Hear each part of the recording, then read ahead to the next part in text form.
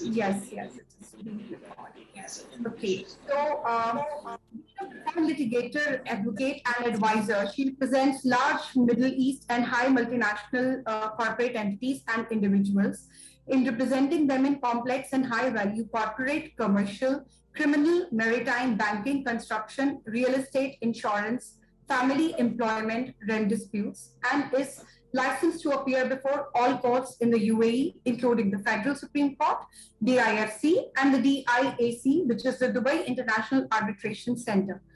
She assumes personal responsibility for handling all matters handled by the firm cuts through the complexities to give sharp and concise legal advice to clients. She has left an unforgettable impression as an established face of the Arab woman entrepreneur in the region. Ma'am, my personal congratulations to you for being such a great inspiration for women all over the world, especially in Arab. And she's an active member of the International Chamber of Commerce, U.A.E. National Committee of ICC and the Dubai Chamber of Commerce and Industry, Dubai International Arbitration Center, and the legal practitioners of the IFC courts. Ma'am, we are very grateful to you and very proud to have you as our partners. Thank you. I would like to introduce... Thank you for your introduction. It was my pleasure to be with you. All right, and now I'd like to introduce Mr. Mohit Suri. Mr. Mohit Suri is the managing partner with Mlegal, the international law firm. Mr. Mohit Suri is also a gold medalist in the sports of powerlifting, and he is a renowned name in the field of law and sports. A thorough professional, he has had a strong educational background in law, business, and technology. A maestro at his work, he has worked with some of the best law firms across the world and is counted as amongst the best lawyers in Asia. This is something which I take pride in telling everyone about him. And he is skilled at building strong team environments, drafting and conveying, fostering open communications and client satisfaction. His key areas of expertise are mergers and acquisitions, company setups, and taxation matters.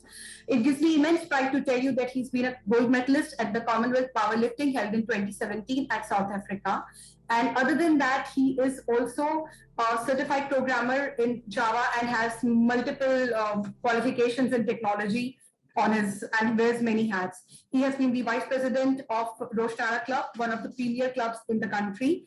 And he is also, he has been a partner with Mlegal since long and has been participating in a lot of international and matters and cases which are of national concern as well.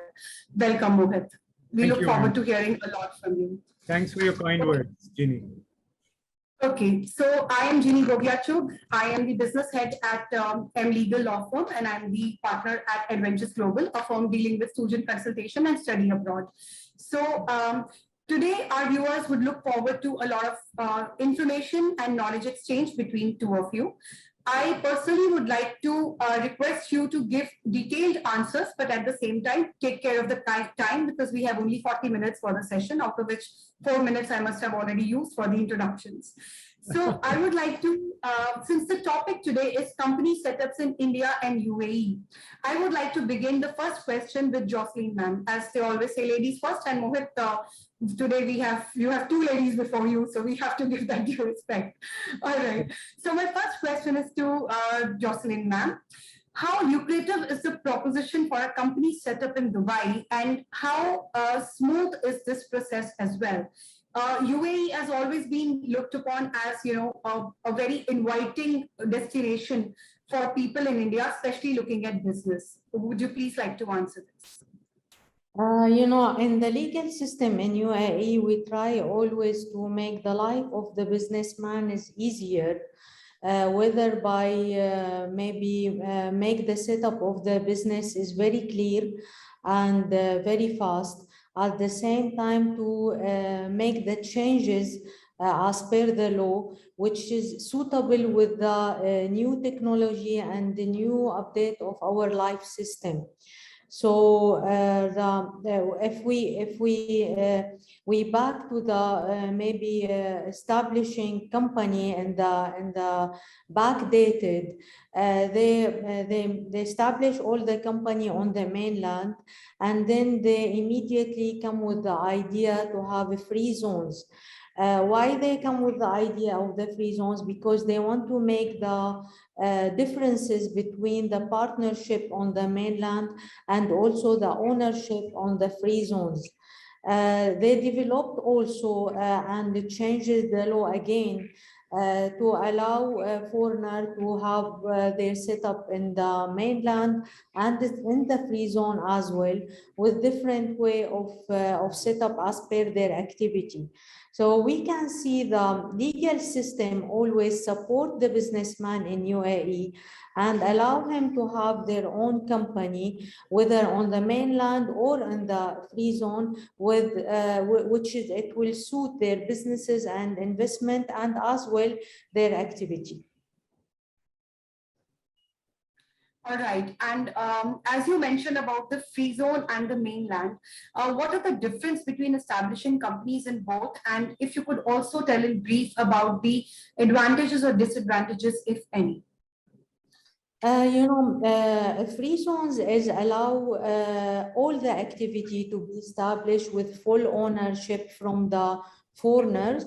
And this is, it will be facing the, maybe the, facing the difference as per the mainland company, where you should have the 51% local owners of the share. So if we want to compare which one is better, the comparison will be as per the activity. So we have a huge difference between the mainland and the free zones. And I believe we establish different free zones as per different activity. We have the media, media free zone, we have the Jabal Ali free zone, we have Rakia, and each free zones, they have their own specific activity, which is allowing the investor to establish his own businesses without any local partner.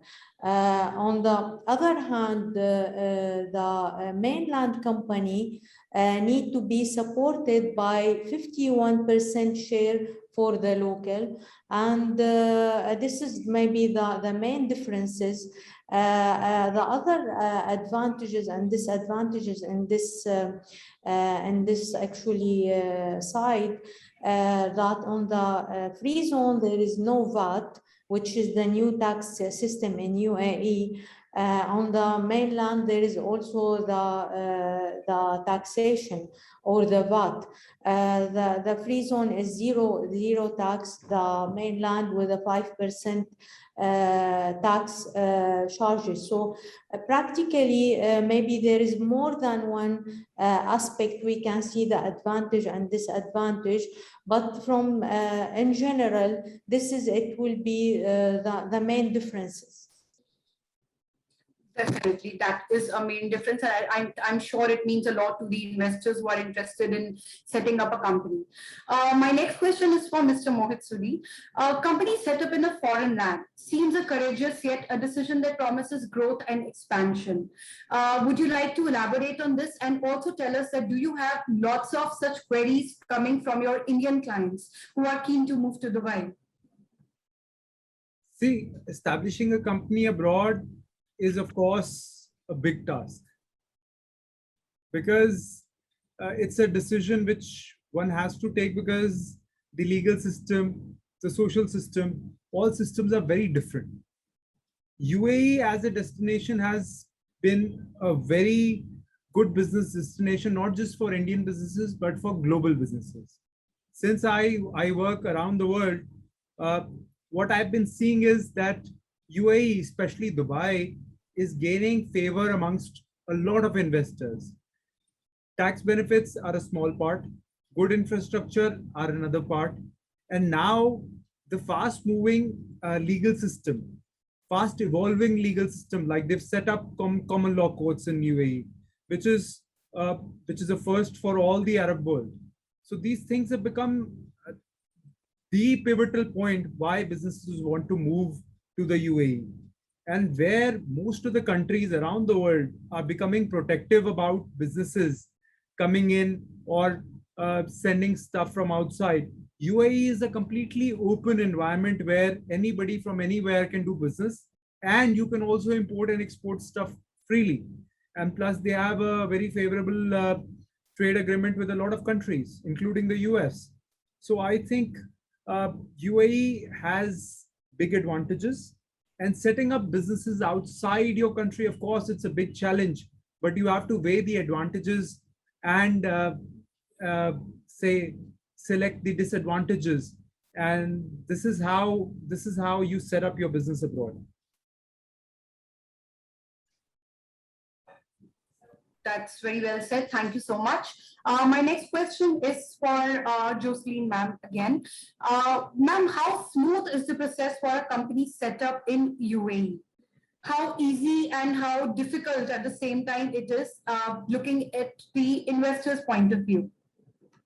You know, as soon as the businessman is choosing what activity he wants to establish in UAE, then whatever he need maybe a copy of his passport, and he need to prepare the memorandum of understanding, attested this from the notary public, and proceed with a license from economic department. This is for maybe a simple activity, but when you have a professional activity in some field, you need a specific permission, whether from Ministry of Economy or from other government departments. So practically, if the activity will be, let's say, under the construction, and this time you need approval from Ministry of Economy, or if you want to establish big business like banks or financial company, in this field you need 100% to take the permission from central bank. So the process, it will be different from activity to activity, and as well it will be different from free zones to free zones, and 100% from the free zones to the mainland. We have free zones in UAE where you can establish your business within maximum 15 days. And we have actually other businesses which need the special permission. It will take longer. But when you comparing UAE with other GCC, we find UAE with the legislation as well, with a setup, is not taking that long. It's allowing always the system to be smooth and the process to be speed. So technically, we can always give for any setup company between 15 days to 3 months. This is maximum. But on if the businessman, he know exactly what kind of activity, how many shares holder they will be in the company, how much asset they want to have. This process, it will not take that long.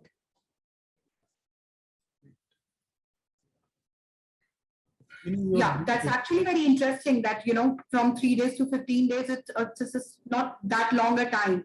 And I would like to ask the same question to Mr. Mohit, that what is the procedure for a company set up in India, and how convenient is it? And is it as smooth and as fast, you know, as quick a process as ma'am has mentioned it is in UAE? See, it's very similar. I will not consider it as fast or as smooth because these are uncomparable jurisdictions. In India, if a foreign company wants to set up a business, you know, there are approvals in certain sectors which are not open sectors. So the approvals can take much longer, especially say for insurance sector or other sectors which are not 100% open as of now. You would, if you want to buy in or set up a new company, you would need approvals from various ministries, and the procedure is a bit complicated. But yes, after the New Companies Act 2013, the setup of a per se company has become much easier. It's become very fast. You can actually set up or finish setting up a company within a week if you're sure about what you want, how you want it, and if you come under the automatic route, you can finish up setting up a company in a week. You need, of course, you would need your DINs, and you would need your digital signatures, and you would need your articles and memorandum in place. But once all that is in place, you will have a company up and running in a week. And now with the new form, what happens is your PAN numbers and your GST registrations, everything happens in one go. So this is this is a very fast procedure which has come into play even in India. Though I would not compare it with U.A.E, but I think it's one of the more efficient processes around the world. Oh, that's very nice to hear that about India. Okay, my next question I'd like to ask you only, and then I would like Jouslin ma'am also to add to it. 100% FDI has been allowed without any local partner in U.A.E, because recently there was a notified change that the requirement of a local partner in company setup it no longer exists. And how has this increased the demand and the interest of the people? Both I'd like both of you to answer, on the Indian side also and on the side of U.A.E also. Whether there are more people who are now, some people used to think it as an obstacle, or they had trust issues, but because finding a local partner was not relatively that easy.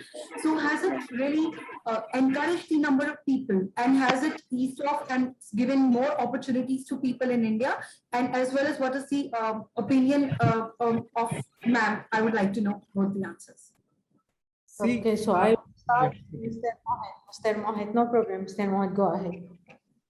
See, though there was a difference earlier that you needed 51% from a local partner, this used to be a mental block for a lot of people.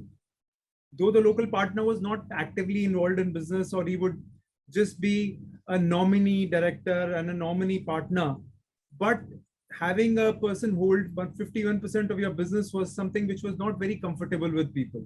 Now, with the 100% ownership being allowed, I think a lot of companies and a lot of businesses would look at setting up their MENA offices in Dubai, because this is one of the first in the whole of the Arab world and the Middle East.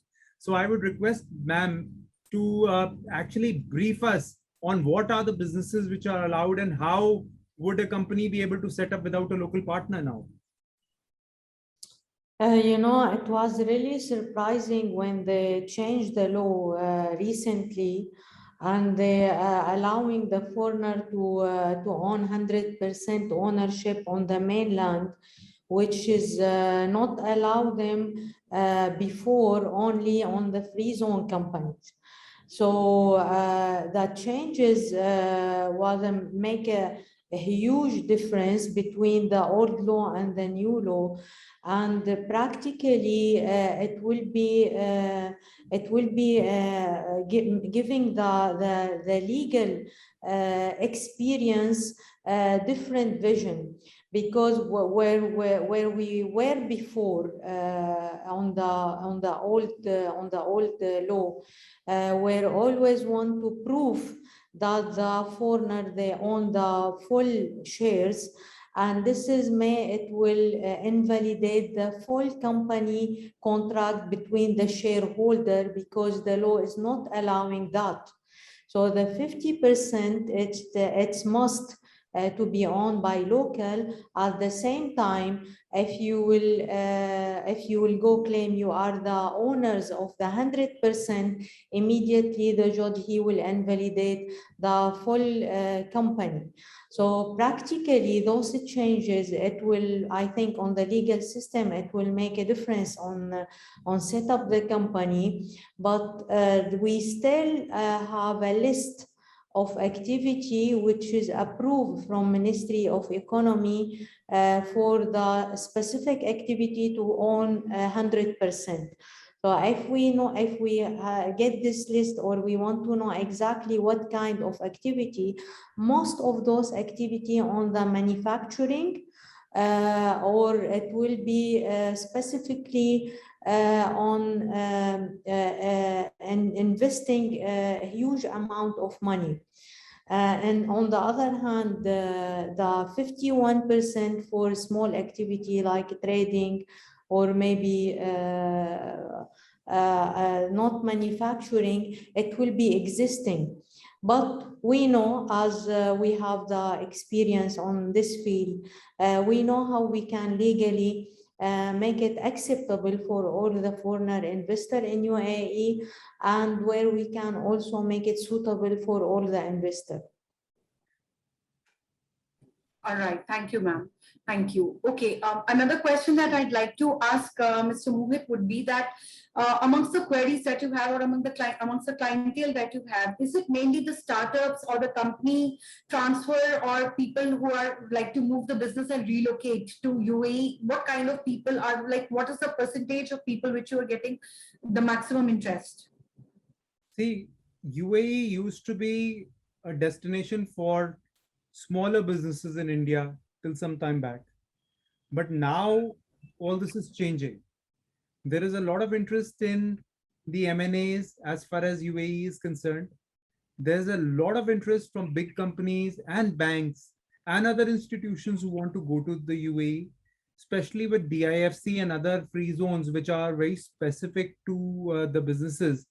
I've seen that the demography of the clients has started changing more towards the organized people from small businesses. But yes, a lot of small businesses from India still prefer U.A.E because of its business-friendly nature and ease of movement.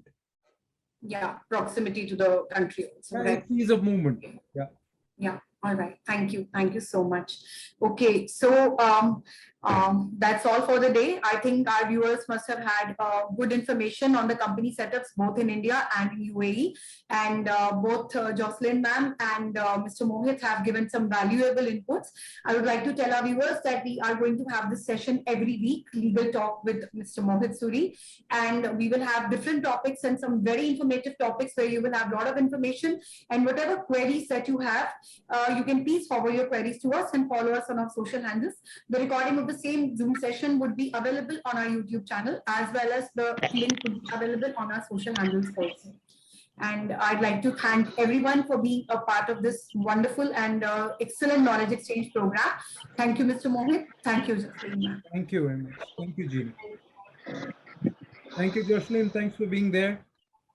Thank you, Mohit. Thank you for your also attending. Very nice information I get from your side about India. That's very good. Thank you.